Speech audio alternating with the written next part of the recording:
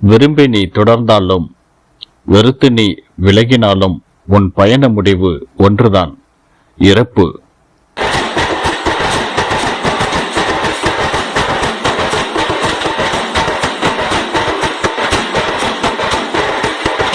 நாற்பது வயதே ஆன ஒரு குடும்ப தலைவர் தன்னுடைய தாய், தந்தை, மனைவி மற்றும் 11 வயது மதிக்கத்தக்க தன்னுடைய குழந்தை இவர்களை விட்டுவிட்டு திடீரென்று மாரடைப்பால் இறந்து போனார். அந்த குடும்பமே சொல்லனா வேதனையில் வாடி கிடந்தது. இறந்து போன உடலை கண்டு உறவினர்கள் கதறி அழுதார்கள். மனைவி, தாய், தந்தை மற்றும் குழந்தை என அனைவருமே அழுது புலம்பிக் கொண்டிருந்தார்கள். அந்த வீட்டின் அழுகை சத்தம் கேட்டு அந்த தெருவின் வழியாக வந்து கொண்டிருந்த ஒரு முனிவர் உள்ளே சென்று பார்த்தார். அந்த முனிவரை கண்ட குடும்ப உறுப்பினர்கள் மீண்டும் வேகமாக அழ ஆரம்பித்தார்கள்.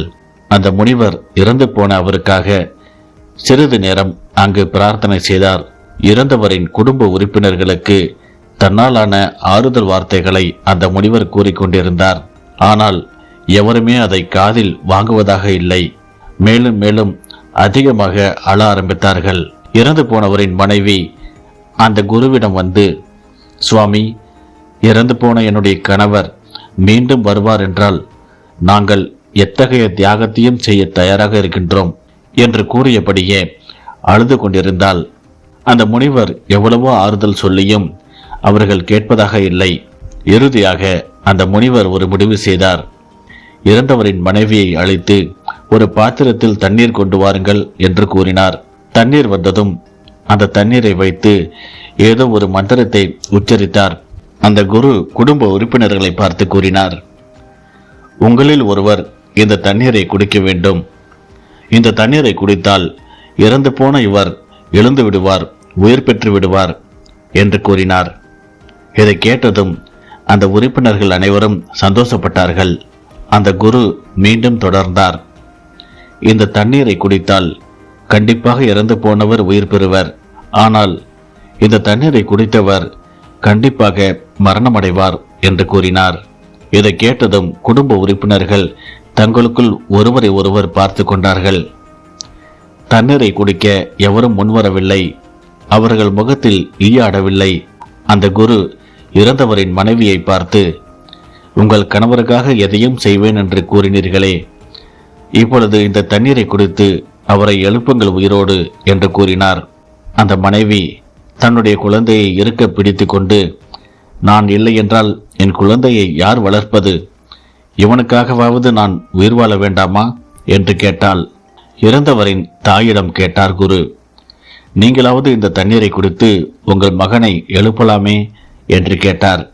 நான் இதை குடித்து இறந்துவிட்டால் என்னுடைய மூத்த மகளின் பிரசவத்தை யார் பார்ப்பது? அவளை யார் கவனிப்பது என்று தாய் விலகி கொண்டாள். இறந்தவரின் தந்தையை பார்த்து அந்த குரு கேட்டார், நீங்களாவது உங்கள் மகனுக்காக இந்த காரியத்தை, இந்த தியாகத்தை செய்யலாமே என்று கேட்டார். நான் இந்த தண்ணீரை குடித்து இறந்துவிட்டால் என் மனைவியை யார் கவனிப்பது? அவளை இந்த உலகத்தில் தனியாக விட்டுவிட்டு நான் எப்படி செல்வேன் என்று தந்தையும் விளங்கி கொண்டார். அந்த குரு இறுதியாக இறந்தவரின் மகனை அழைத்து, நீயாவது இந்த தண்ணீரை குடித்து உன்னுடைய தந்தையை உயிரோடு எழுப்புவாயா என்று கேட்டார். அந்த தாயானவள் வேகமாக வந்து தன்னுடைய குழந்தையை இழுத்து அணைத்து கொண்டாள். என்ன உங்களுக்கு பைத்தியமா பிடித்து விட்டது? ஏன் இப்படி பேசுகிறீர்? இவன் 11 வயது சிறுவன். இவனிடம் இப்படி பேச உங்களுக்கு எப்படி மனது வருகிறது என்று பயங்கரமாக கோபத்துடன் ஆக்ரோஷமாக கத்த ஆரம்பித்தாள். இதை கேட்ட குரு இறுதியாக சொன்னார், ஆக இங்கே இருக்கக்கூடிய உங்கள் அனைவருக்கும் பல்வேறு பணிகள் இருக்கின்றது, வேலைகள் இருக்கின்றது. இதை இறந்து கிடப்பவருக்கு மட்டும்தான் எந்த வேலையும் இல்லை. அதற்காகத்தான் பிரம்மதேவன் இவரை எடுத்துக்கொண்டார். இடுகாட்டிற்கு சென்று ஆக வேண்டிய காரியங்களை கவனியுங்கள் என்று கூறிவிட்டு அந்த குரு அங்கிருந்து சென்று விட்டார்.